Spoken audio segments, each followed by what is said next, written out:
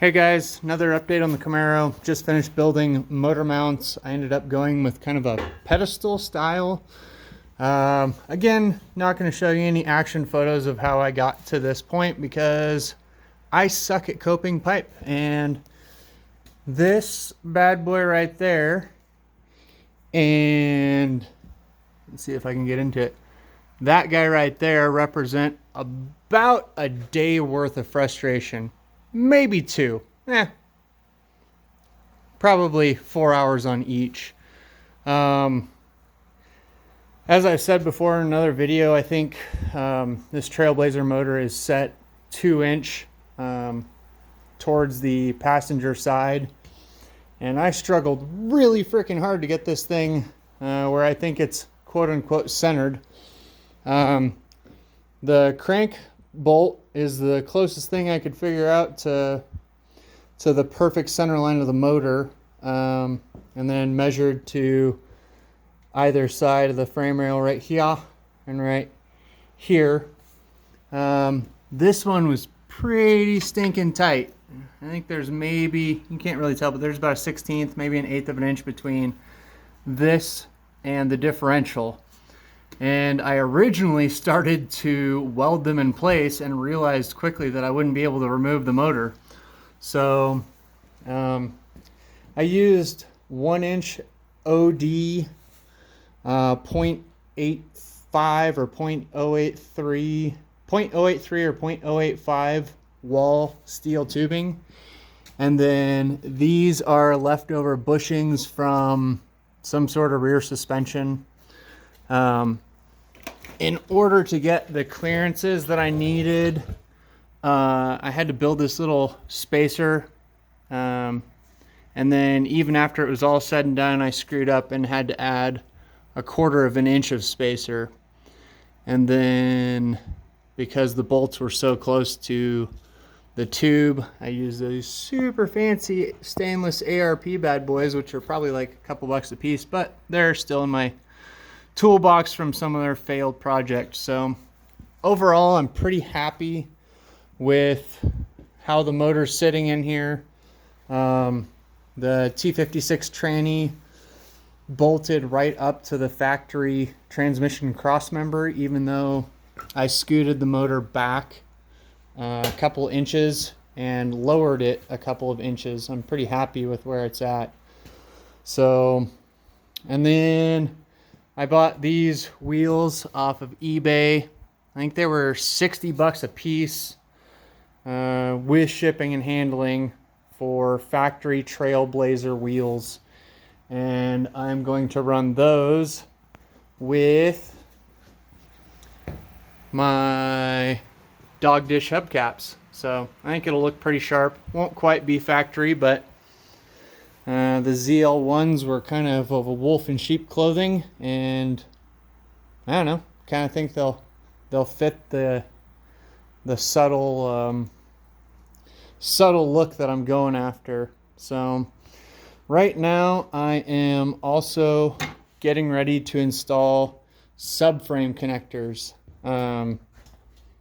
Once again, I'm following Detroit Speed and Engineering. All of their instructions, their pictures, their videos are just insanely good.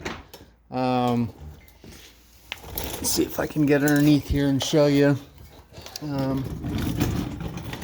They're giving me a real good baseline for where to mount up and where to drill holes and where to cut this floorboard so that they tuck nice and tight. So far, I've used their measurements and I've drilled a couple of reference holes here through the floorboard so that I can find it on the inside. And then I'm going to cut out this strip of metal right here so that they'll sit flush.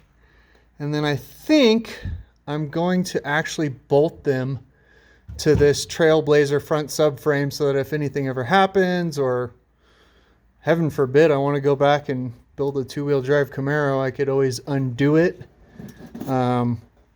I think I'll probably put some sort of tubing in between here as a spacer so that when I bolt through, this doesn't pinch together. But Anyways, that's where I'm at. As soon as I build the subframe connectors, I'm going to start working on the transfer case and cross member for it.